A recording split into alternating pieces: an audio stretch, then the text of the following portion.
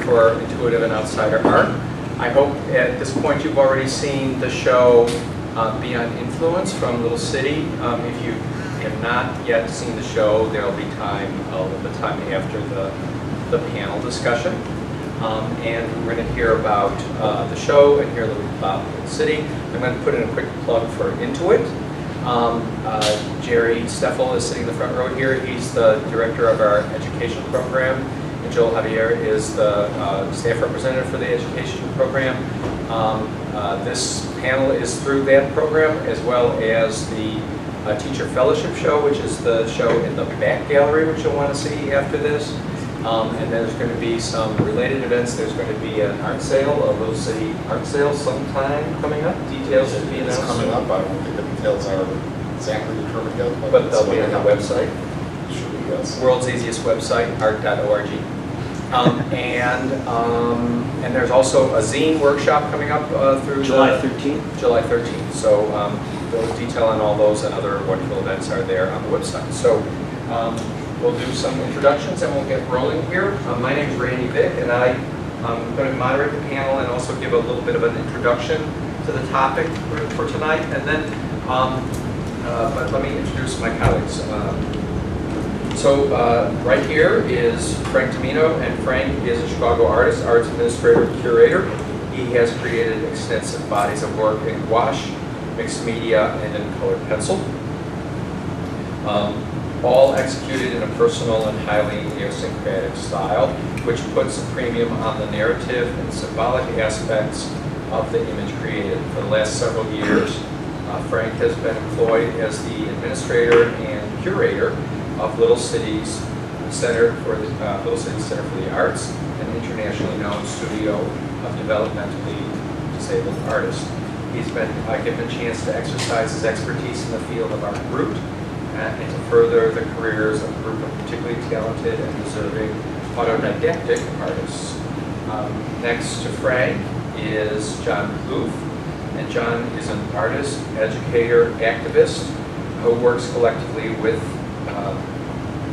and in solidarity with artists with disabilities at Little City. And Frank and John has co-founded Artistical Studios, which is at Little City.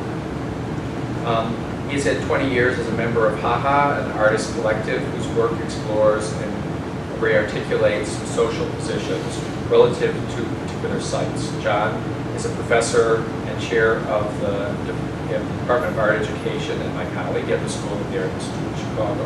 And then at the end of the table over there is Rob Lentz. Rob is the co-founder and executive director of Project Onward, which is a not-for-profit studio and gallery for adult artists with mental and developmental disabilities. Rob is an artist, curator, writer, and advocate for disability arts. He has received his MFA from the School of the Art Institute of Chicago, and his installations, sculptures, and drawings have been exhibited widely. My piece in this is moderator, and I am my position is I teach in the art therapy graduate program at the School of the Art Institute of Chicago and consult actually to Project Onward. And then we have an artist with us in the audience who may join us a little later, Jeffries, who's one of his drawings is part of the framework here in my presentation. His images and working methods are an outgrowth of his inner world. Nearly every piece has as its basis a groundwork of lines forming squares, rectangles, circles, and other forms, which resemble isolated portions of blueprints. He occasionally takes these blueprints into 3 dimensions, and his art of building and drawing is really a metaphor for Harold's life and in some ways his sense of the world. So let me kind of begin here with setting a little bit of context for our presentation, and then we'll hear from our various panelists as we go along. This is a description that I think you've already read on the website because you're here. So let me give you a little bit of a background for this notion of studios for artists with various kind of disabilities. And there's, even this is a problematic area because there's not a full agreement about how to describe these studios.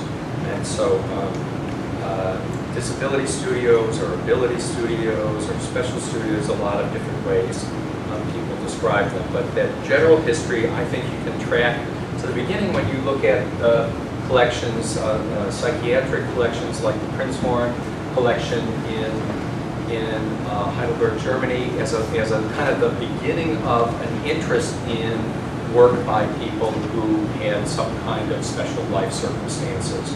And so, but that initially that interest was clinical.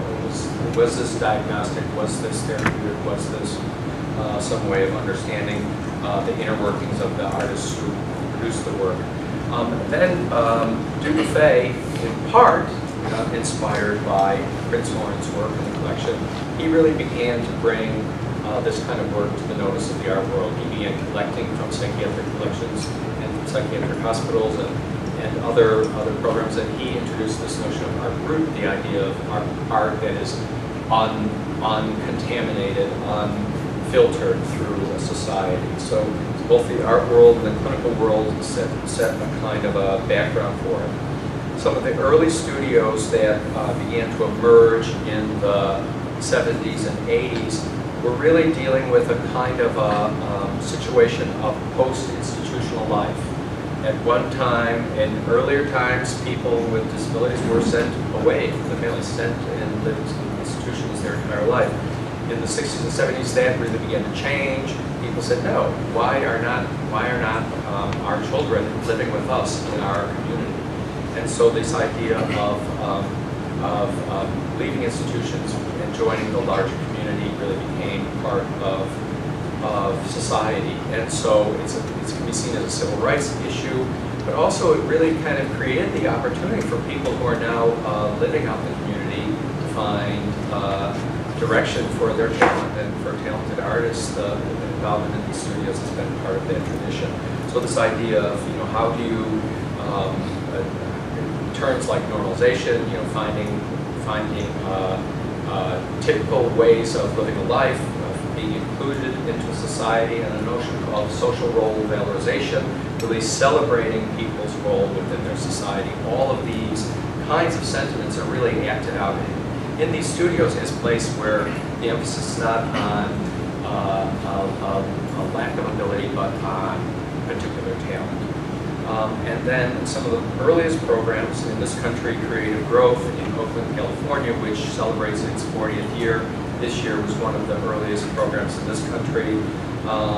In Europe, there's a program called Googing, which is outside of Vienna, and that started in about 1981. And so what you see if you look at these kinds of programs around this country and other countries, there seem to be a kind of a spontaneous sort of emergence of these, with the sort of the recognition of the potential that many folks have, and how best to support and celebrate those capacities. So this is a slide from, and I give you a couple different slides that kind of give you a sense of the kinds of places. So we have a place to kind of position Creative Growth, and then when you hear from Rob about Project Onward, you kind of see where they fit in this larger picture. This is Creative Growth in Oakland, like I said, 40 years old this year. This, from the second floor, you can see it's a teeming place. They have several hundred of artists on their rosters, and really this old, I understand it was an auto repair building, has been repurposed, and so this is the wood studio, and you see beyond the ceramic studio and so forth. So it's a very large scale, freestanding kind of organization. Googing, that I mentioned earlier, has taken a kind of a different route. It started on the grounds of a very large, what we would call a state psychiatric hospital outside of Vienna, with a physician, Leo Navratil, who had a talented number of artists that he felt were engaging in the work in a very productive way. He made arrangements to have a building on the campus where they could all live together, and this is the This is the outside of what is now referred to as the House of Artists today, which is a live and work situation.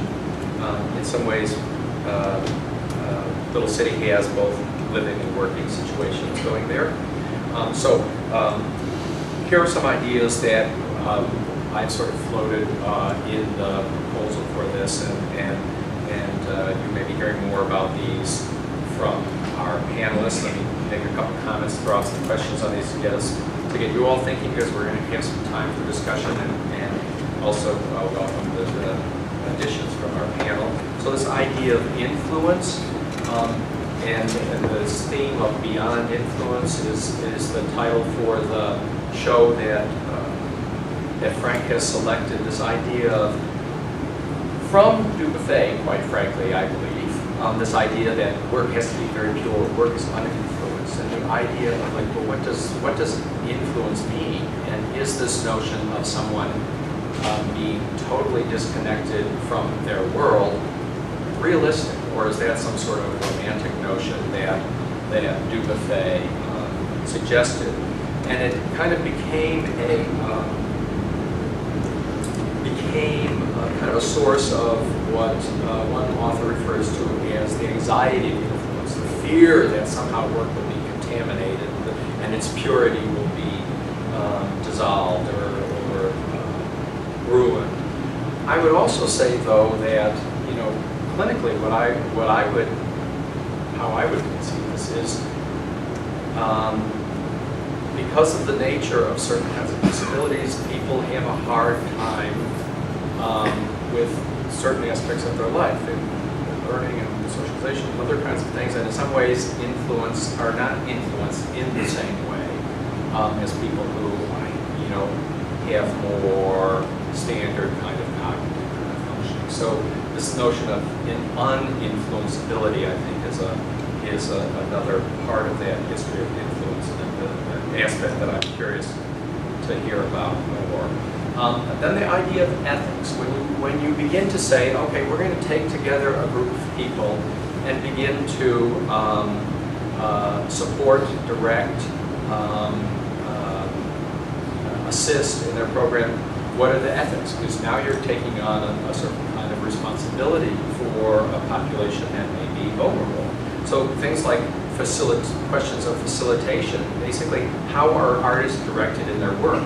Do people make their own choices, or are they given more structure, so much so that they're producing somebody else's ideas? So this idea of facilitation and how Rob and John, Frank have done that, I think is going to be part of what they're going to have to comment on. The idea of ownership. Who owns the work?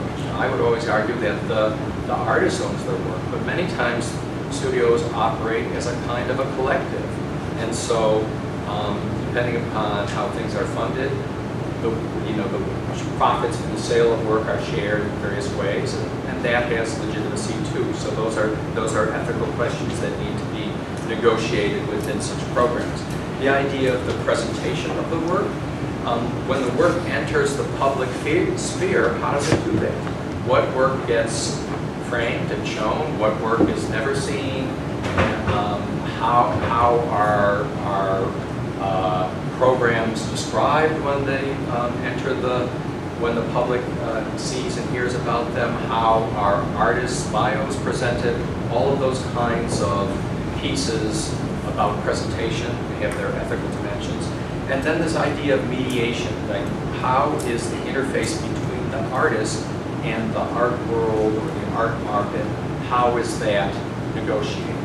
Because many times these are artists, because of the nature of their life circumstances, are not able to manage their own business career, let's say. And so how do the studios then deal ethically with those questions of mediation between the market and the artist? The idea of a program philosophy, I think, is something you'll hear about from some of our presenters. What is the setting? Is this in a larger, I don't know how many acre and how many people at Little City, but a little city, really. Community of residential, recreational, educational work complex that people are at. So that's one kind of model. Project Onward is in the Chicago Cultural Center, so it's really freestanding. It's not connected with the larger kind of human service organization. Googing that I mentioned earlier was originally with a hospital, so many times these programs kind of sprout up out of different kinds of settings, and the nature of those settings really shape the kind of work and the kind of art that happens there. The population that is at the program is going to shape that. The model of care, is it a recreational, is it a professional art organization, is it a therapeutic organization, is it educational, is it vocational? All of those dimensions shape these programs. Who the staff are and what their background, what their particular talents are, and what their disciplines are shapes the programs. And also funding. Art programs, the more money you have, the more things you can do. And sometimes programs that are on very tight budgets, obviously you have to scale down what they can do. So money certainly shapes those things. And so I'll share with you several examples before wrapping up of a number of studios that I've been able to visit. This is a fairly new program called Atelier 10. This is in Vienna. The tall gentleman in the black there is Florian Rees, and he's the one of the former facilitators at Googing, which you heard about. And now so I see this as a kind of a next generation from Googing. And they have located themselves in a large, retrofitted industrial complex. This is a former bakery, a very, very large commercial bakery called the Ankerbrot.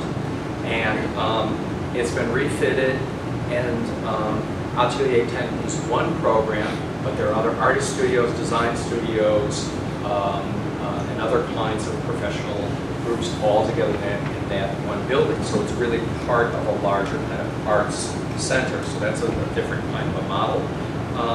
This gentleman is Wolfgang Hübner. He's at Kraichgauer Kunstwerkstatt, which is what I would call a sheltered workshop. It's a program for adults with intellectual disabilities and who are there as their career. This is their life work. They're getting training either to work in other kinds of industries, or they work within this complex. And there's a bakery, there's housekeeping training, there's wood shops, there's assembly parts, but there's also a small art studio. And so for a small group of talented members of this larger workshop, they are part of the Kraichgauer Kunstwerkstatt. So that's another kind of a model, sort of a studio within a larger service organization. A number of these programs have really become, over the years, quite sophisticated in the kinds of things they do. This is the printmaking studio. That's a kind of a satellite studio for a program in Rotterdam called Atelier Harenplatz. And at Harenplatz, they have their main studio where people are working together, but they also have several other kind of satellite studios in the community where artists who are able to work more independently have a key, come and go, and have their own little studio set up there. This is the printmaking facility within that organization. And then in The Hague, this is a program, this is a shot from a place called Taktik Keramik. Some programs have very special focuses. This particular studio is purely a ceramic studio.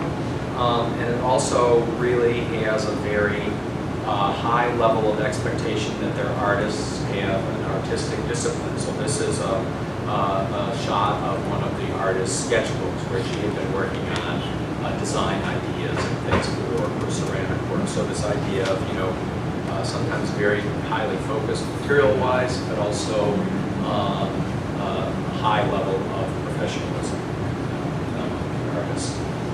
And this is a very interesting program. This is in Hamburg. This is an outgrowth of a program called Der Schlimper. And Der Schlimper did a program with collaboration with Little City, 10 years ago? More than that, maybe. 2002. It was at the Cultural Center and at the Museum of Contemporary Art. This program, I think, is very interesting because this is a program, it's an after-school program for children in the school district, and the woman there sort of smiling at the camera is the teacher who facilitates it. But it's not, it takes a very different, interesting model. The Schlumper artists, the folks you see on that side of the table, are there really as artists in residence, and the kids learn from them. And the highest compliment the kids pay each other is that their work likes like Schlumper work. And so this idea of really taking that next step into the community, and now, instead of the artist only being the artist as an expert in their studio, they're now the artist as expert out in the community. So I think that's a very interesting dimension. So I wanted to kind of share a couple of these models with you to give a sense that this is a very wide-ranging kind of specialty. Works in different ways. And then the final point here is this idea of the quality of the artwork, which we'll hear from folks today. Who determines what's good? Is it the artist? Is it the facilitator? Is it the gallerist who's going to be showing or selling the work? Or is it really left up to the marketplace? So these are other kinds of questions I hope to hear from folks. Here is the Holt drawing. Do you recognize this, Harold? The Holt drawing that I've been showing you in bits and pieces. So that's my little piece, and I'm going to ask Frank to come up. He's got a little bit. You want to play? Do you want to start with that? Yeah, I don't know how to do that. Why? Oh dear. Hit escape. Hit escape. Yeah. Okay. Down at the bottom. Click on the city Okay. icon. Yeah. The mouse. The kingdom. This one. That's it. Okay. You're testing my technological skills. We'll go full screen then. Yeah, it's in the bottom right. No, not on the Vimeo, on the actual Vimeo. Yeah. This. Yeah.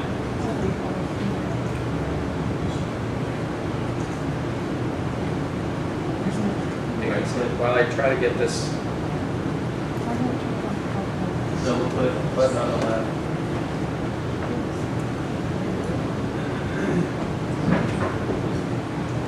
Pause it. I think, Frank, should we give I don't do HD. a lead up to this? Do you want to tell us what it is for anyone watching? Yeah.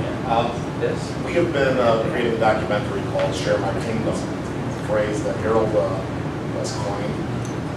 As he does many of the titles for our exhibitions, puts up some fantastic titles for his own work as well.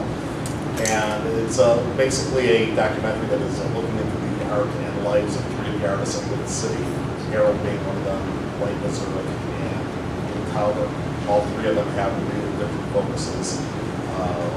All three of them have fantastic body of work to look at, and some really interesting life stories as well. Roll.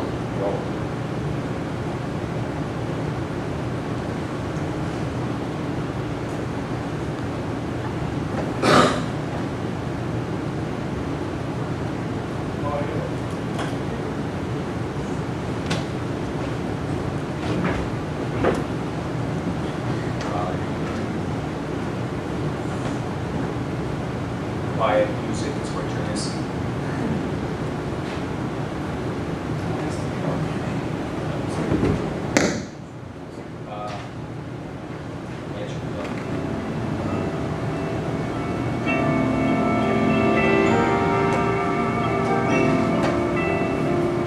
The story starts with a view from Hines laundromat.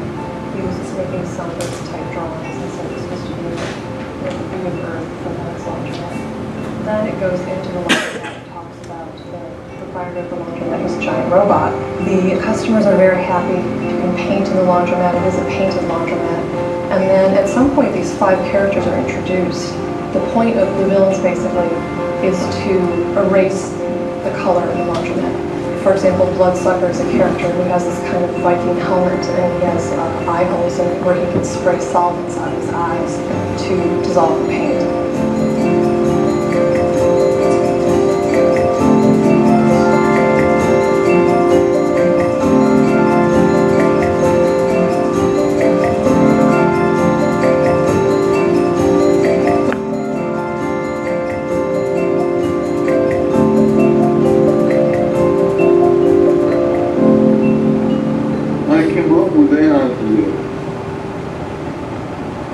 I designed it with safety in mind. Only if a child hits the car, you can't hurt yourself. Like, what happened to the taillights? They shrunk. One feature on this car is way apart from all other cars. This car has self-operating taillights. A power signal inside the car to make the taillights go on all by themselves.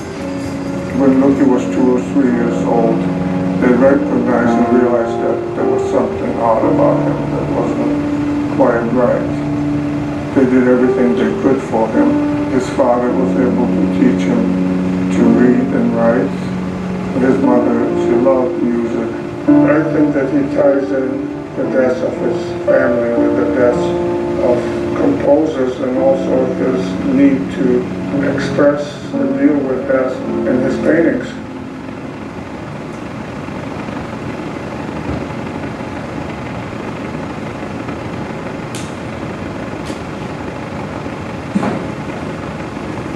This fall.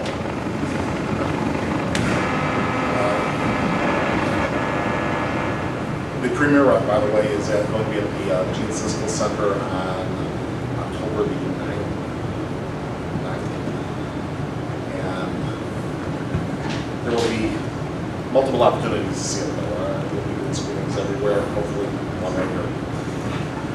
I just wanted to give you an overview about how the program is at Holt City right now. What type of program it is, who's there. It's, as Randy mentioned, it's a very large foundation. They deal with all aspects of life for developmentally disabled. It's physically large, around 64 acres, I believe. There's lots of buildings on campus. We call it a campus. It's like a college campus. There's actual residences right on site. There's also residences that are spread throughout the neighborhoods and the suburbs surrounding Peloton where we're located. People that live there, they're already there. The ones that live off site are brought in on vans every day, like they're going to work, and that's what's actually happening. They're coming there to go to work. There are vocational things that are happening on campus all the time. Work opportunities. Some people are brought off campus to work. Some people work on campus. There's recreational choices for them. There are therapeutic things going on. All of the things that Randy was talking about before are happening in the city. The Center for the Arts right now consists of 4 studios. There's a regular art studio, there is a media studio, there is a clay sculpture studio, and also a ceramic pottery studio as well. And one of our goals is to try to make available to the artists any medium that they would want to be working in and the means to achieve whatever they are thinking of doing. It's a very inclusive program. There are some programs, as Randy just profiled, that are very selective in who they let in. They're looking for people only with a very high level of talent. And while we do have a sizable number of artists that do have a very high level of talent, and that's not a criteria to get into the art program. The only thing that sets those artists apart from the rest of the population of the little city is their desire to be in the studio. If they want to be there, we try to make room for them. And there's probably around 75 different artists that come to one of our studios at some point during the week. And of those 75 artists, there's maybe 7 or 8 that are of the highest quality talent, whose work always gets into these great shows that we have sometimes in museums and galleries. Then there's probably another group of around the same size who sometimes works at a very high level and whose work sometimes get into those type of shows. Then there's a lot of artists who are just there because they want to be there and they're having fun, and their work just isn't there, and I guess you wouldn't really expect it to be. I found that there's a lot of romantic notions about outsider art and about this segment of outsider art in particular, and some people do have the notion that this population has a much higher incidence of artistic talent, and I really haven't found that to be the case. What I have found is that they are much more willing to dive in. I think most people reach a certain age and they decide, I'm not an artist, and that age is probably somewhere around first grade. It happens really early. And it doesn't seem to happen like that for the guys that I work with. They are much more willing to try. And because of that, I think more people come to light that wind up really having some talent. And that's really what sets them apart. It's about 20 years old now, the studio? It is. We're approaching the 20th anniversary, and John is going to talk a little bit about that, because John is one of the founding artists who came to the city and started our studio art program. Before that, there was a media program in place, and it was mainly focused on production of cable access television and some pirate radio broadcasts, which were really interesting. But I'm glad that you guys came out and started what you did, because I found that more interesting. And that's kind of the reverse pattern. We usually see the more basic, traditional art, and then the media kind of gets introduced, and it's really been the reverse there, which I was surprised when I heard that the first time. Yeah, that's true, and I think that in some ways we're still leading the way in the field of media art in this kind of field. While we've backed away from cable access TV, largely because it doesn't exist anymore. The media art program is still there, and what is mainly happening there, aside from the occasional video and animation and short film, is lots of still images being created on the computer. And I think that There's some in the show. some of them are in the show. We have a couple of artists who are particularly gifted in that area. Harold has produced a lot of nice media work, although he hasn't really worked in the media studio of late. But the people in the show that we have some examples from are John King and Towner, and they are really good. Lots of stuff to choose from there. So how would you say it's the studio programming is conceived within the larger organization? Is it seen as recreational? Is it seen vocationally? How does it? What is it seen as its place? Well, I can tell you how I conceive it. Okay. I think the attitude within the Center for the Arts, and the nomenclature has changed over the years. I think when it was founded, we weren't using that term. In fact, that was probably 2 or 3 terms ago that we were using. But I think this is held true, regardless of what it was being called, that the people that were working within the Center for the Arts always viewed it as a fine arts program, where the focus was on the art that was being made, rather than focus on therapeutic aspects. As we have discussed many times, therapy happens whether we want it to or not, and of course, Whatever you want to prevent it. Yes. We don't always want to talk about it, because that's another one of those romantic taboo subjects completely outside our field, but sure, this is a very therapeutic thing. And in some ways, I believe that it is as therapeutic and as beneficial to the people that are in the program as anything that's being done in the city, in any of the departments.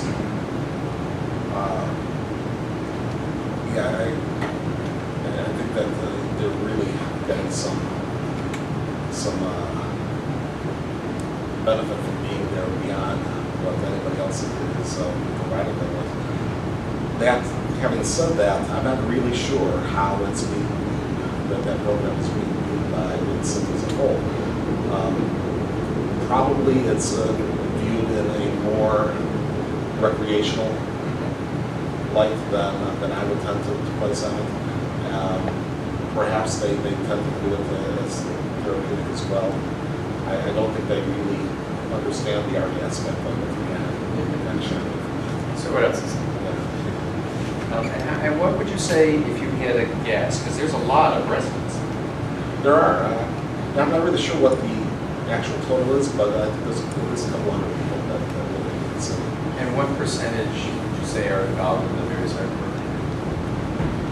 Well, first of all, it's divided into adult and children, and Center for the Arts is for adults. The children have their own programs, and they do have art that's happening for children as well. For the purposes of the city and for the development of studios in general in this nation, children are defined as those 22 years of age and younger. So everybody in our studio. Can you talk a little louder? I will try. Okay. So everyone in our studio is above the age of 22 then. And like I said, I think there are around 75 people that utilize our studios. So, And is there anybody who's been there 20 years? Any of the artists? Sure. Harold, I believe, was one of the first people that were there. He's still here. Was Luke working with you at the beginning? You were just talking about Jill Weiss. Jill Weiss, as I was explaining a moment ago, is still there, still in the studio, not really producing the same sort of work as she did 20 years ago, but she is still enjoying coming to the studio. You also mentioned Michael Green, who, for strange reasons, which I think he threw some light on at some point in the last year or two, does not come to the studio anymore, but he was one of the first artists that started to work at the Center for the Arts 20 years ago. And John King probably was an original artist. Who else would have been around there? So like any other artists, you have some people who really make it their life's work. Absolutely. And people like Luke and John and Harold are considered full-time artists. This is what they do for a living. This is their career. They are artists. Anything to add, Harold? You want to say anything about this, your experience at the studio? No, When you're ready, we're ready to hear from you. Okay? Okay. John, you Yeah, want let's move on. Okay. Okay. So they're going to do a little computer switch.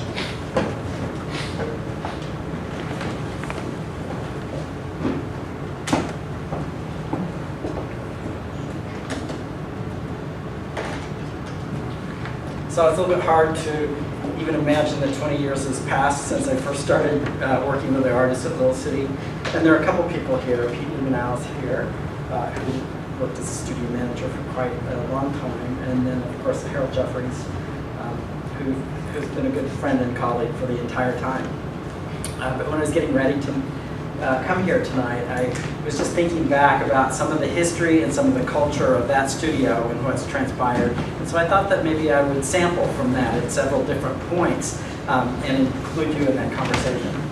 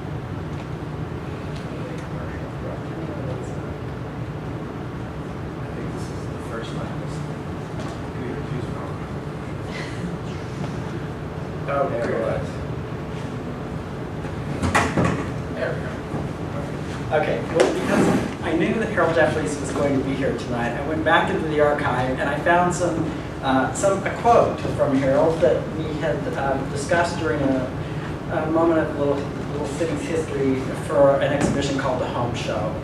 And in the show, I did a series of interviews with artists at the studio to discuss with them what the idea of the show was. And so Harold said it's about making the world better for everybody. People are looking for more privacy, better homes, more freedom.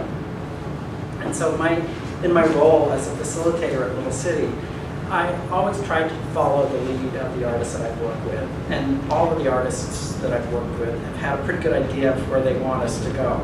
And so trying to follow that lead is sometimes a challenging experience. However, it's also one that's really rewarding and celebratory and has become really joyful for me as well. So Harold understands what it means to have private time, to live in homes with families of our own choosing, to own property, and to have the ability to move from one place to another or not. Little City was established in 1959 by a group of parents who envisioned a place where their children with disabilities could lead meaningful, productive, and dignified lives. Today, the foundation provides a spectrum of housing and lifestyle assistance arrangements. And teamwork pretty much sums up the process-oriented art programs that have been part of Little City since 1984. Jack Armstrong's philosophy is teamwork is the best way to do a large percentage of things, and prayer can help. And this is an image from Jack's CD called Heaven or Hell, Suit Yourself. It features Jack's suit, which he produced in the studio, that has scriptures on it and has small speakers in the pockets that will broadcast a sermon. So as we mentioned just a minute ago, the media arts area at Little City started, and then later the studio arts was added. And so I'm going to go back for just a minute and sample one of the really early, beautiful videos. When I first went there, I remember sitting in the studio and watching video after video. And they were producing a show called Wishes and Ideas, where people went out with a microphone and a camera and said, do you have any wishes or ideas? And that was the structure of the show. So then we're going to look for just a minute at this 2-minute video piece by Sharon Conrad. It's produced using Polaroid photographs that are then sequenced together in a timeline, and the audio is added over the top. And so as you're looking at this, it's kind of a wonderful example of early video production that looked quite different from the really sophisticated video that Luke just showed. But you can see the structure of its making revealed in it too.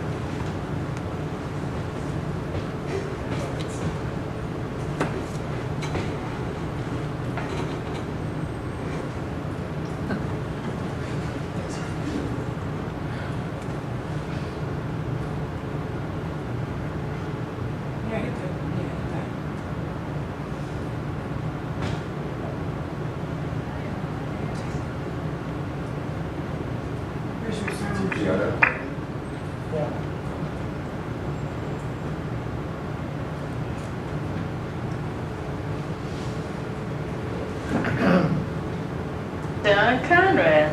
I live at Little City in Cedar Cottage. This is my boyfriend Don Mall. He's very handsome. I got best boyfriend the whole album. You got me working day and night. Ooh, sugar. You got me working day and night.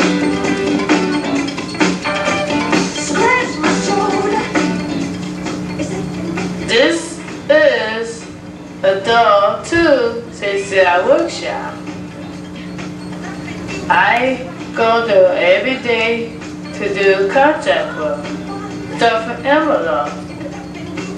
I work with a lot of crazy people. This is Mike Vauban. He could be handsome. He really wanted to. Oh my God, this is Scotty Hutchins. All he does, talk about food all day long. He never stops. Sharon, do you eat this? Sharon, do you eat that? And then I say, don't you think you're repeating yourself too much? Minnie, you nice, but sometimes she's silly. This is soup flavored and bad fortune. You are my best friends, but you're not supposed to be in here. And this is Miss McGill, my boss. She could be mean sometimes, but she could be nice sometimes. Well, I guess she's okay. After we're done, stuff an envelope, we put him in the box, then we take him to the company. I guess I could say stuff in envelopes is how it works, but as Starmo and me wants to go on date night, we have to work. Work very, very hard. Starmo, do you appreciate this?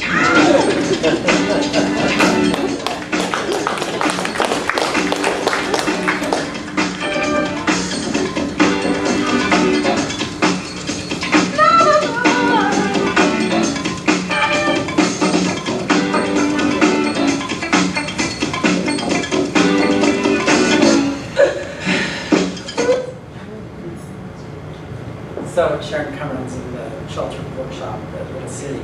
And the sheltered workshops in the context of our disability programs have a complex relationship.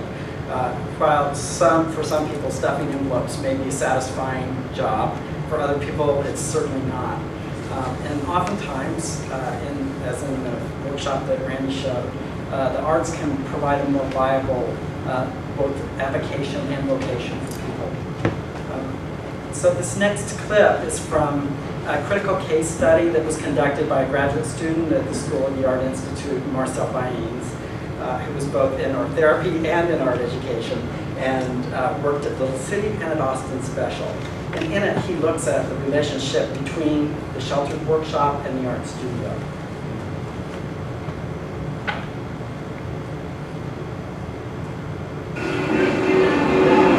So he's writing on the paper? Yes. Why do you think he's writing on the paper? I guess he used to signing his name, so this is the way he just continued doing it. Yeah, because he's not into color. He's not into coloring? No, he's just into writing. Okay. So why don't you give him a blank piece of paper? Well, he had blank sheet at time, you know, but every time you give him an artwork, he just writes his name. Just like Tiffany, he do squares and his first initial P.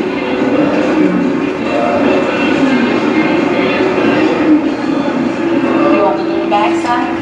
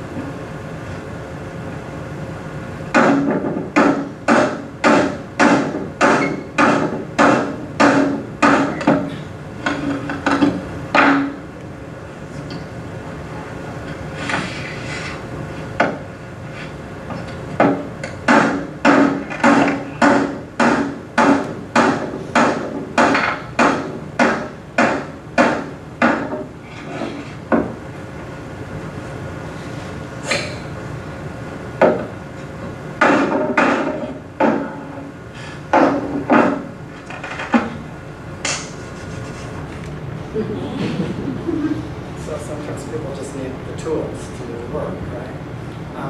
Joe Weiss was one of the first people that started in the studio when I came to Little City, and we brought a lot of supplies, a lot of found materials, a lot of art supplies.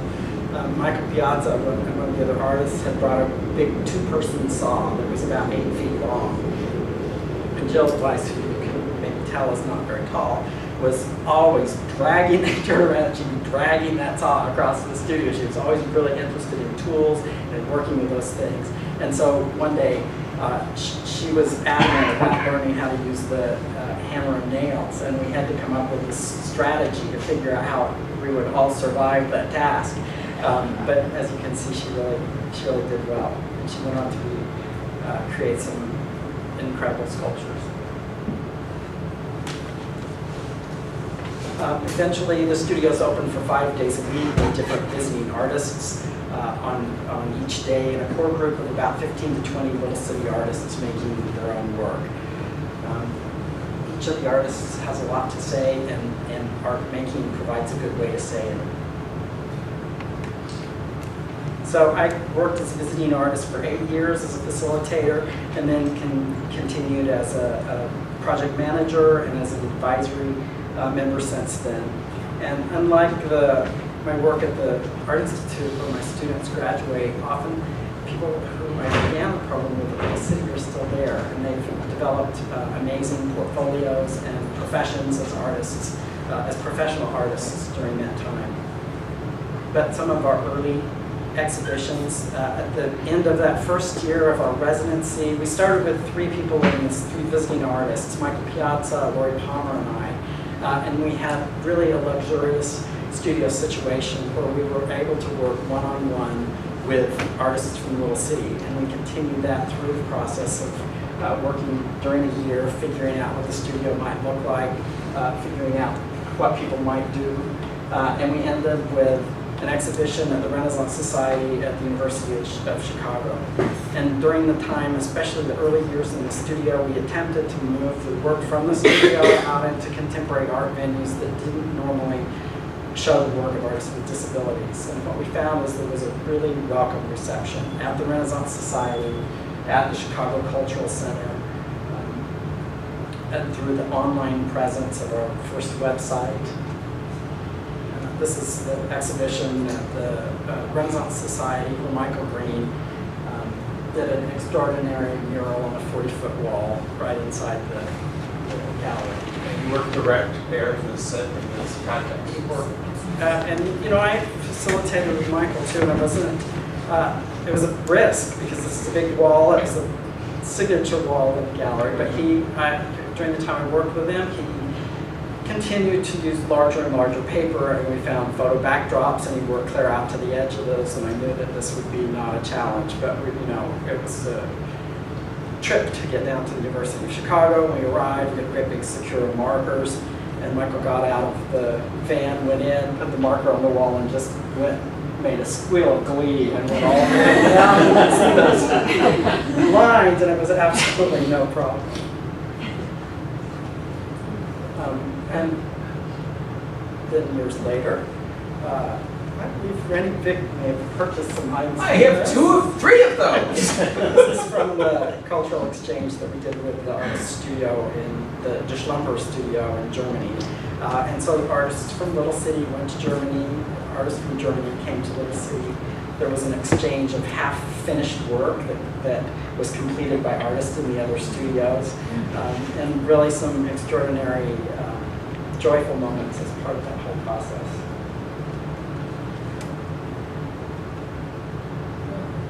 Is there host? Yeah. Yeah, and so what's happened then is that, like in this exhibition, and if you go to other exhibitions that Little City now has, the artists are celebrated and they have a following, and it's become a really life-changing experience. This is from the exhibition at the Chicago Cultural Center.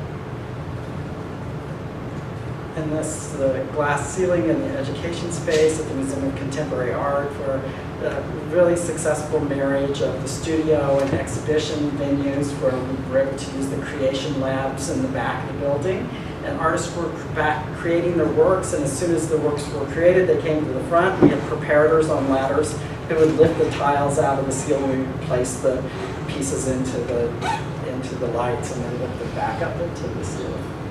And actually, I learned so much from artists of Little City, where we were initially only going to be able to install on either end to leave space around the Calder sculpture, but the director of the museum walked through it during the installation, and one of the Little City artists, Mike Lyon, approached him and said, "Don't you think this would look much better if we were able to work all the way up to the sculpture in the middle?" And he said, "Yes, I think it would." And we were able to do that. So Lloyd Palmer wrote about the work at Little City, that it just knocks your socks off, and I've always felt that about it, that it's just extraordinary artwork and really moving. And artists at Little City make their work for others to see and to hear, just like artists everywhere. So I'll leave you with that thought.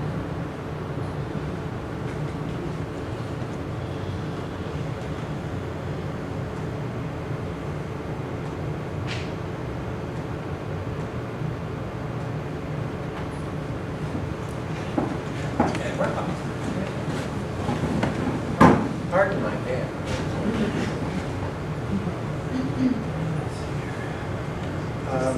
This is a bit of a hodgepodge of images.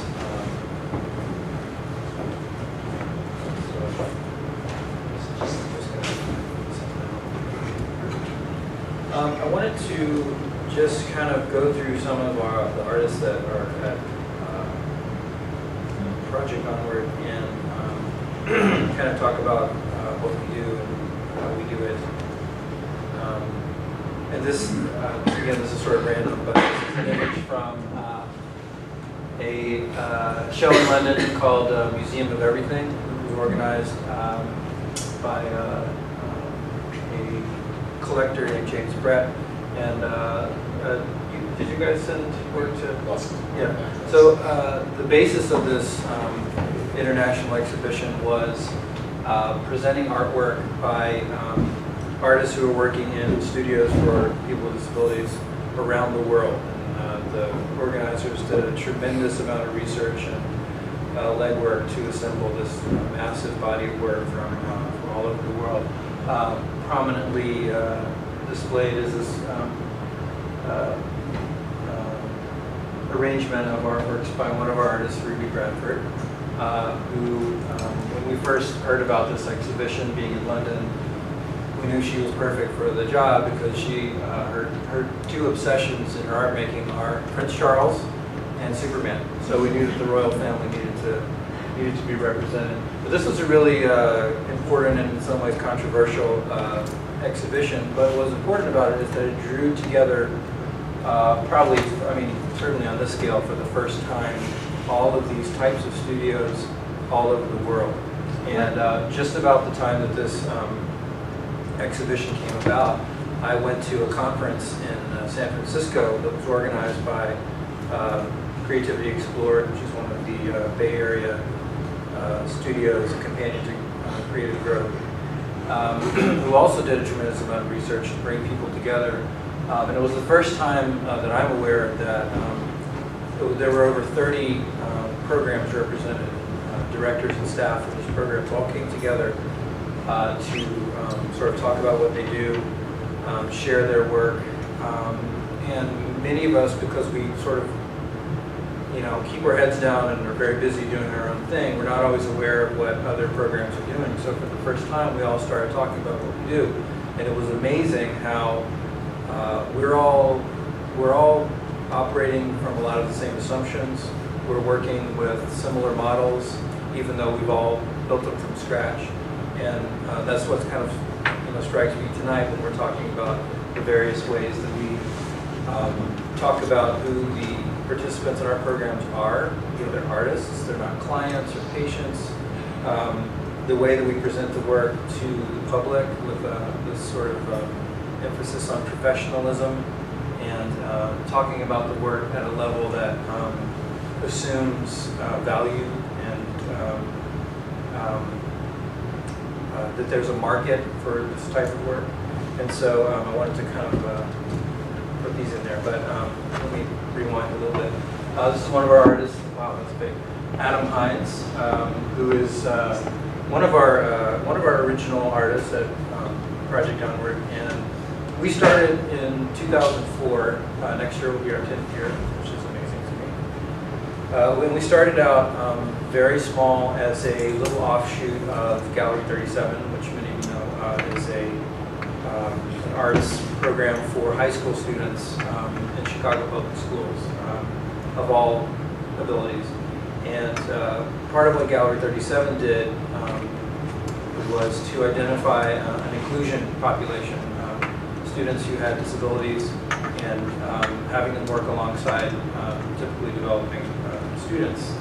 And the model for Project Onward was, I do this all still to this day, the model for Gallery 37 was it was an apprenticeship. So you, and I worked at the program for many years, and what we would do is hire professional artists from the community to oversee a group of apprentice artists. And the lead artist would share their expertise in painting or woodworking or photography or whatever their chosen medium was. And the apprentice artist would then learn those methods, and they would create a body of work which was then exhibited in various exhibitions, which is what I did, or sold in our in the retail store, the Gallery 37 retail store, which is what my colleague Mark Jackson was in charge of. So in the course of our work, both of us sort of separately, and then we kind of got together on this. The work that really excited us the most was work being produced by artists who had disabilities, who were part of this inclusion program. And so we became very interested in their sort of trajectory and their development as artists. And something happened around 2003, 2004, where a handful of artists that we were watching very closely and were very interested in were about to be too old to stay at Gallery 37. Gallery 37 was for high school students, and if you are a student with a disability, you can stay in the school system until you're 21 or 22, depending on your school that you're at. And during that time, of course, when you are a student, the federal legislation and the state mandates that you have support services throughout your education. When you surpass that age, those supports are no longer mandated, and most people and their families are on their own. So in the case of several artists that we were interested in, we wanted to provide a next step that would allow them to continue making artwork at the level that they were accustomed to with Gallery 37, using high quality materials, working with another professional artist, and helping those artists to make the transition from high school student to adulthood, which for people with disabilities, and in this case developmental disabilities, primarily autism, that was very uncharted waters for a lot of families. And we early on wanted to find a place where we could create a studio that would allow the artists to do what they do, what they already know how to do. We didn't want to teach them how to do anything because we didn't need to. We wanted to continue to show and sell their artwork, because that was an important component of what we were doing from the very beginning. And so we just decided in 2004, we're going to do this. We went to the Gallery 37 leadership, who were very interested in this idea, and we said, well, why don't we start this program? We'll make sure that George and Adam and Michael and some of our other artists that we were really concerned about had a place to go to where they could do their work the way they wanted to. We knew how to set up the studio. We knew their families, so it was a very easy shift to create this studio for the artists. And as we progressed with this idea and we started the studio, it became clear to us that Gallery 37 was a great starting point, but that we really needed to expand our reach into other areas. This is an artist named David Blakeville, something you may be familiar with. And I wanted to include his work in this talk because David came to us later from the community. Once we were at Gallery 37 for about a year at their Center for the Arts, And after we had done that for a year and had included more graduates of Gallery 37, we really wanted to find a way to continue to draw from that pool of artists, but also bring people in from the community who were older, had different types of disabilities. And around that time, there was a space available at the Chicago Cultural Center across the street in a private out-of-the-way location on the second floor, which was perfect because it was a little bit bigger, there was an office, and it was the kind of situation where we could sort of transfer what we were doing at Gallery 37 to the Cultural Center. It was a more comfortable environment, and it made a clear distinction from Gallery 37. And so David actually came to us as an artist who came to art making very late in life, and I'd like to show his work in the context of Intuit because his work has been included in exhibitions here, and it has a sort of a classical kind of outsider feel to it, and he certainly fits the mold of an outsider artist. However, David also has a Master of Fine Art in creative writing. He's been he was a professor for a while. I mean, he's had a very interesting life before he had a mental breakdown and then was institutionalized and has had a really difficult time for decades living with, in his case, schizophrenia. But I like to show this work also because these have this sort of timeless outsider quality, but they're actresses that he's sort of obsessed with from TV and magazine. So it's there's sort of this joining of popular culture and this very idiosyncratic, self-taught art making. David Holt is another artist that has been with us for quite a few years and was a graduate of Gallery 37, the younger artist with autism. Fernando Ramirez, who was a longtime Gallery 37 artist. And I'm sorry to jump a little bit, but this is a self-portrait of Adam Hines, who we saw at the beginning. And Adam and David and several of our other artists,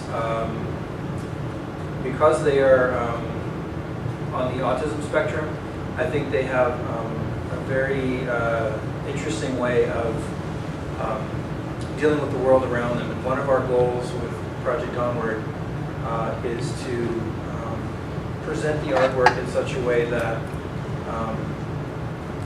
the art comes first, and we're talking about the product of our studio. So these are artists making art, and this is what they do. But for many of the artists, there are other issues that we want to be able to discuss, and we hope that we're engaging the community in a larger discussion about things like autism and mental illness, things that are, we're trying to introduce work that will help to reduce stigma and give people a broader understanding of what these disabilities entail. And Adam, for one, is someone who exhibits a lot of the sort of classical attributes of autism, but he also shatters a lot of the preconceived notions about what autism is. That an individual with autism doesn't want to have any relationship with the outside world, doesn't know how to deal with other people, wants to be left alone.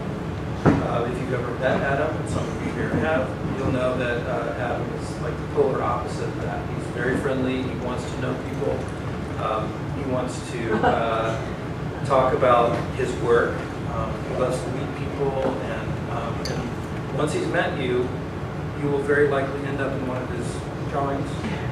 I've been in just about all of them. But the thing about Adam and the way that he sees the world is that everybody's a friend. And if you think about autism, that doesn't fit the sort of stereotypical idea of autism. Autism is supposed to be this isolating, alien sort of condition that you just can't get through. But with Adam, this piece in particular, we asked Adam to do a self-portrait. We were doing a self-portrait show, so we want all of our artists to depict themselves. And so Adam started to draw himself, and then he started drawing all these other people. And you know, usually we're very, we let the artists run with whatever they're doing, but we sort of paused and was like, no, Adam, you know, this is a self-portrait. This is about, you know, you. But, and so he started over, and he did the same thing. He just included more and more people. And then after a while, we're like, well, yes, this is the perfect self-portrait because this is Adam's world, and he wants you to be in it. And so the more that Adam populates his pictures with people, you realize that while his interactions with other people are not typical, he's sort of collecting people. He's a collector, and he doesn't forget them.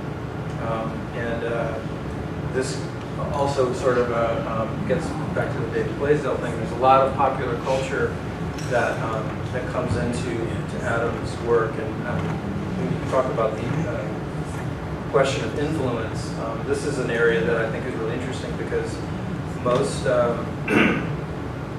people who are living with disabilities and are in situations where they don't interact with the outside world very often, popular culture is really important.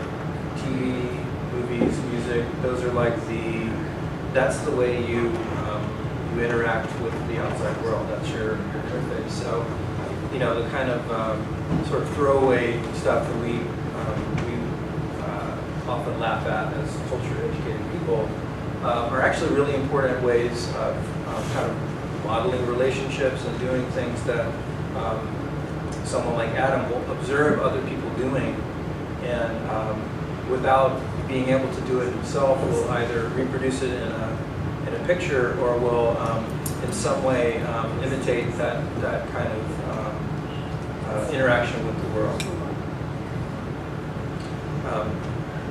Chicago Artists Hall of Fame, #1. Everything's #1 or best, or it's like everything is a tie for first place, which I love. But this is a picture of the Chicago Cultural Center, and Randy mentioned this sort of distinction about our program, and our being at the Cultural Center is a huge part of who we are as an organization, and obviously it didn't start out to be that way at Gallery 37, but when we had the opportunity to come to the Cultural Center, at first we were in this sort of private area. Oh, this is great. You know, we're at the Cultural Center, and it's a gorgeous building, very inspiring. A lot of our artists take the building itself for inspiration. And so just being at this place that was a cultural institution where you have these world-class art exhibits, they have classical music concerts, and there's so much going on there that the idea of our little program being a part of that was really exciting, and I think sort of rubbed off on everybody. The idea that culture could be for everybody, and that's kind of the basis for the Chicago Cultural Center itself, is that it's a place that's free. You can go in there anytime. You can see an amazing art exhibition. You can see a free concert. It's the People's Palace. And it's this great democratic cultural institution. And so to put a group of artists with disabilities in the middle of that was just an amazing opportunity. And so for about 3 years, we worked in this small space on the second floor of the Cultural Center. And in 2008, a larger space on the first floor of the Cultural Center became available to us. This is work by David Holt, by the way. And I actually wanted to put David's work in there too, because he has a very strong parallel to Luke Talbert's work in that he's fascinated by death, and particularly celebrity death. And David is a religious reader of the Chicago Sun-Times, and the first thing he does is check the obituaries to see who has died, and if it's someone who is important or it's a cultural icon, he'll kind of run it past us. Is this somebody that I should draw a picture of or do painting? And so we sort of but this is another, these are more shots of the museum with everything.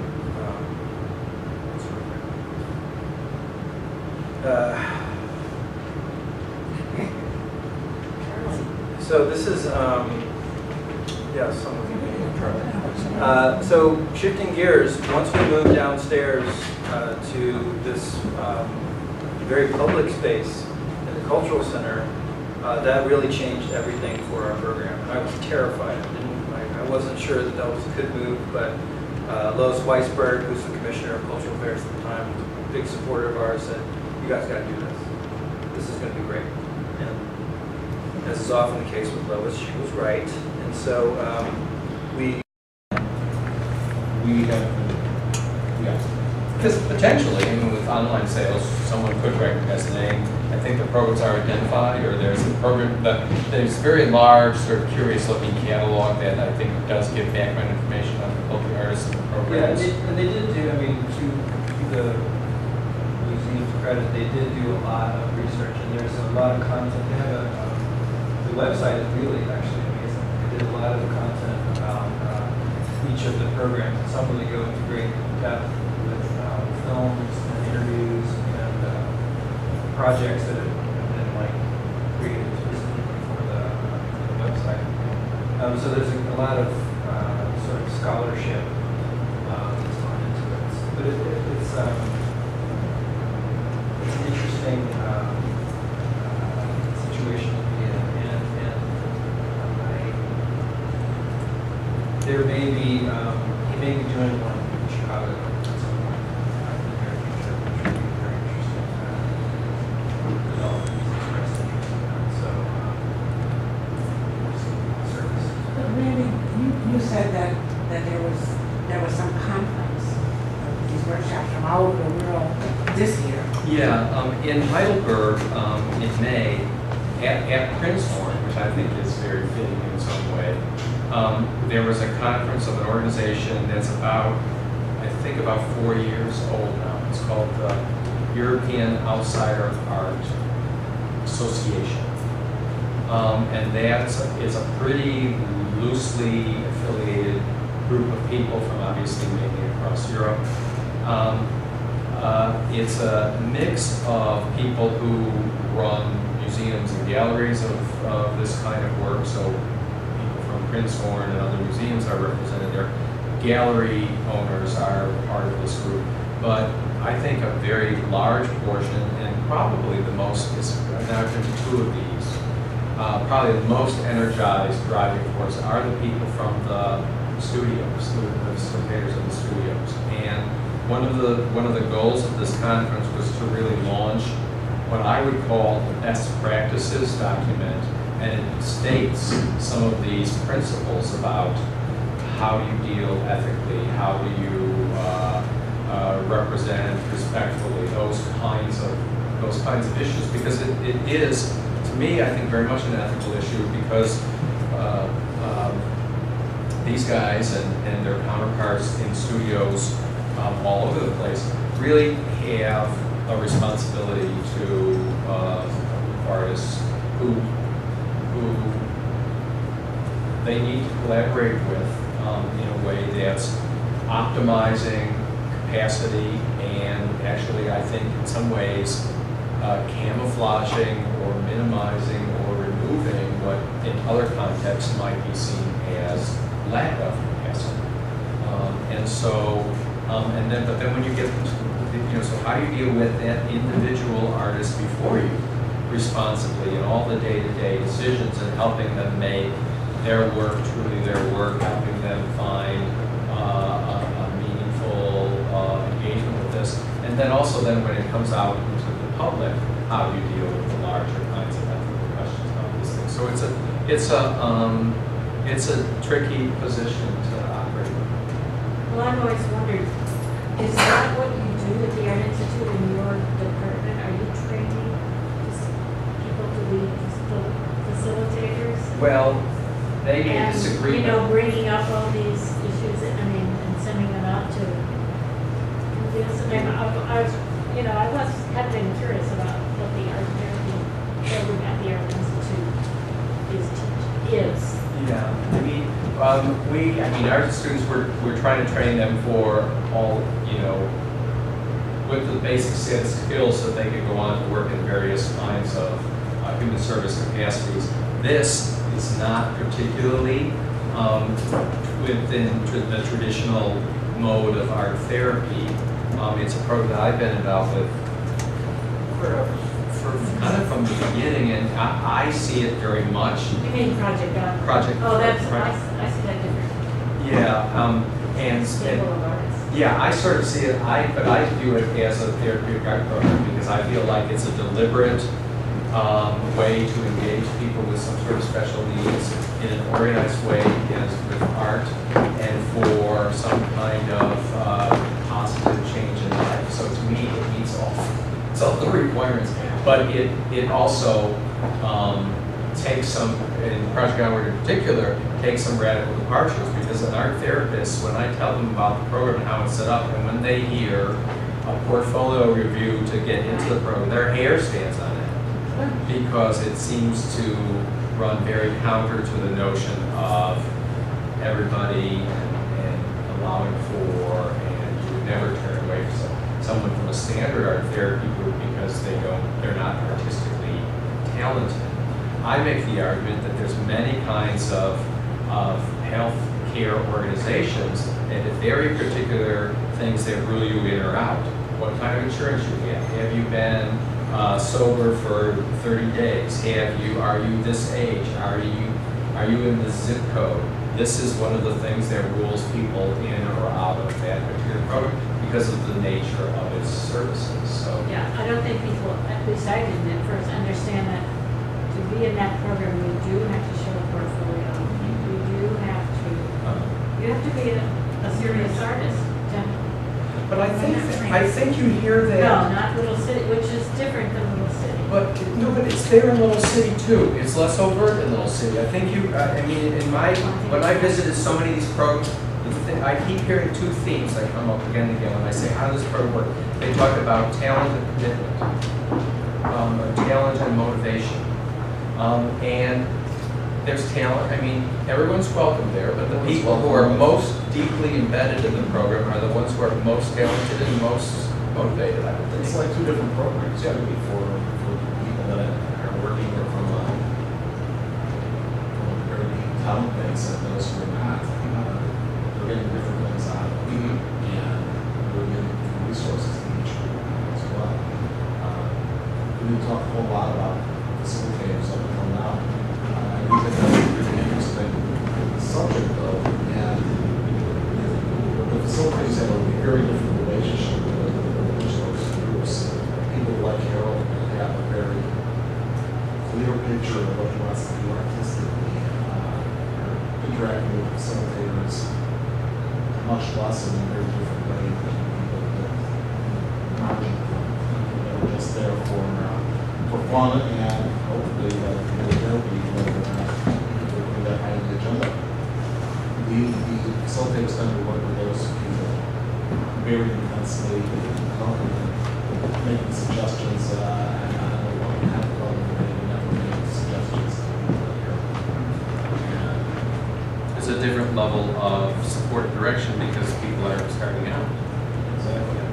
And I mean, I think this speaks to the nature of the program as well because your studio is really part of a larger community there, and everyone in that community has a right to those services at the level of their need and interest. Even though we do view ourselves as a fine art program and we are making decisions based upon the art, we are hoping that we are part of this art foundation. So overall goals are slightly different than wanting to make the best art possible. So we have all these other considerations to take into account. You've been trying to get I'm hearing studio, I'm hearing the London exhibition, and then this population of artists. Are they synonymous? Was that London exhibition only studio artists of this population? That particular show was. It was. Yeah, that was the specific focus of that show. His larger shows, his other shows of sort of broader category of outsider art. There'd be all manner of people who come under that. Sometimes those are people with disabilities, sometimes not. So that's a whole range. Yeah, that's that what I particular show was that focus, yeah. What I'm questioning is creative growth, which Tom, the director. DeMaria. I mean, he seems to be out there pushing the work of these people in so many directions. I mean, the latest is Comte de Garçon, who just has designers using fabric designed by the people at Creative Growth. You know, he had underwear, he's had rugs, hook rugs. I mean, it doesn't end. And that, in a way, I don't know, is that just what's that money keeping Creative Growth going? Or, I mean, he is an amazing marketer. But it's, You know, Creative Growth has been around for so long. I mean, they're 40 years old. And so, Tom, whom I got to know through this whole process, is a curator and he's a, sort of globe-trotting figure. They've actually opened a space in Europe. And so It's become a brand. it's a brand, and Tom makes no bones about what their ambitions are. They want to get their artists into major museum collections. They want to do for their artists all of the things that any other artist. Yeah, but I was curious when you said that they have over 75, did you say 75? I don't know if I get a number, but yeah, it's gotta be at least 100. It's got about 100. But they really, Mark, they have, there are those who rise above, Right. They have a broad program, but there are certain artists by name who've gotten a reputation, Right. Based on the quality of their work. And those are the ones, like Judith Scott and White Macintosh and all, who have become Blue chip. icons, blue chip, in the self-taught world. Right, and what's interesting about that too is that you have your White Macintosh and your Judith Scott, but you also have Dan Miller, who is beyond. He's now beyond the outsider world. He's in the Museum of Modern Art collection, and I had a conversation with Tom about his ambitions for Dan. Not that this wouldn't happen organically anyway, but it's the art world that things happen. And so as soon as you're in the MoMA collection, prices, go through the roof. So there's a real economic incentive there to put this into the contemporary art world. And so they're managing all these different levels of artists in different markets. So it's this bustling hive of art world stuff going on, and then you've also got the industry shows people working in this wood shop, putting together crazy, very outsidery kinds of disability studio things. So when you work with that many people in that huge space, and you've done it for so long, I think that's good. I think you're expanding the reach of your artists, and you're working with all kinds of different people, and I think what that's starting to say to the world, and ever since we started, at the Intuit show, that's when I first got to Jeffries Road, they always had a very slick booth, very professional, definitely museum grade kind of presentation, high level of professionalism, and that was you could tell that was their goal for being there, was to put this work in a rarefied kind of high art strata. And we all know what effect that has on your perception of the art and the artist. If there's a sideshow of whimsies and little handmade trinkets next to this, massive, beautifully framed scroll or something. There's you can tell what the focus is going to be on. It's the identity of the artist, and this kind of is a broader subject I think we touched on, which is the self-identification of an artist. I think that's one of the assumptions that we all operate on, is that the participants in our programs are artists because they self-identify as artists. Their intention is to be an artist. And it's kind of our job to sort of carry that through as an identity, and so that the world at large absorbs that identity also. It's sort of a given that this person's an artist, this is what they do, and you're the audience. And in some ways, the role of the facilitators in these studios is not all that unlike that of a gallery owner who has, a stable of artists, and they're helping to guide their career. They're looking to place them, when possible, in the best shows and the best museums. And I would argue, even though sometimes the industrial scale of creative growth is, I was sort of bowled over when I went there the first time. I didn't realize how large it was. Although I did recognize that there were some tables where there were people who were very low functioning, but there was a place for them in a context that they could succeed as well, with a higher level of assistance and everything. So from a therapeutic point of view, to their great credit, I felt like they were servicing a wide range of people. But even though it's the sparkle of it is sometimes a little overwhelming, I have to think, why wouldn't someone want to work with their artist clientele to take them to as far as they could go? Hey, if you could get them in Rico Maresca and then in the New York Times, Right. that disability is what's put them on the map. And the bluest chips are the cooking ones, and they're at a level, their cost level, that they eclipse everybody else, and they've been very clear about their mission about how to keep it. I see a huge parallel with Aboriginal art. The fact that they're managed by the cultural arts centers, there's very little direct communication. Many of the artists are getting supplies, they're getting guidance.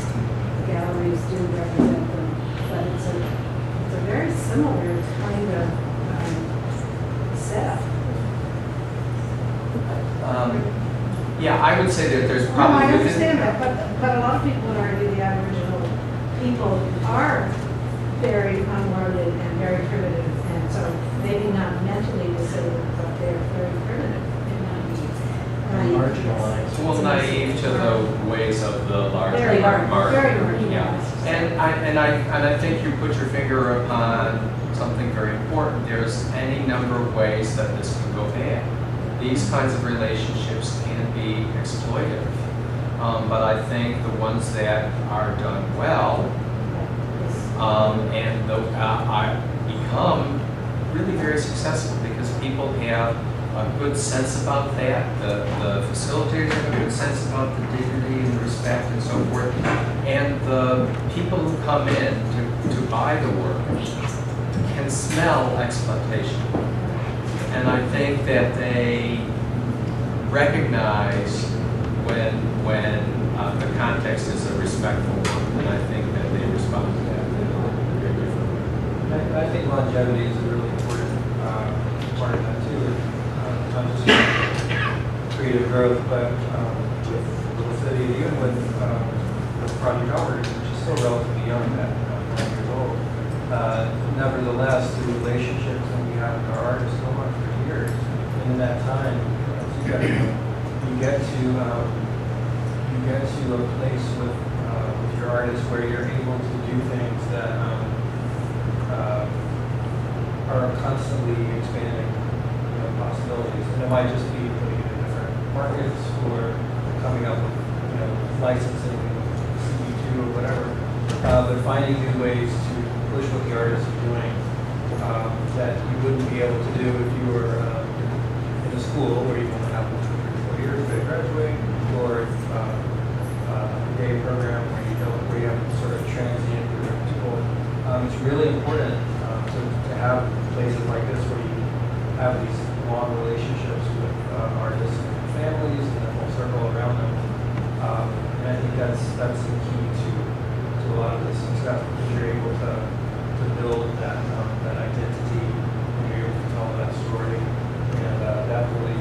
revenue with the next one. Yeah, so that's I guess, a beautiful way to end. So thank you guys very much, and thank you.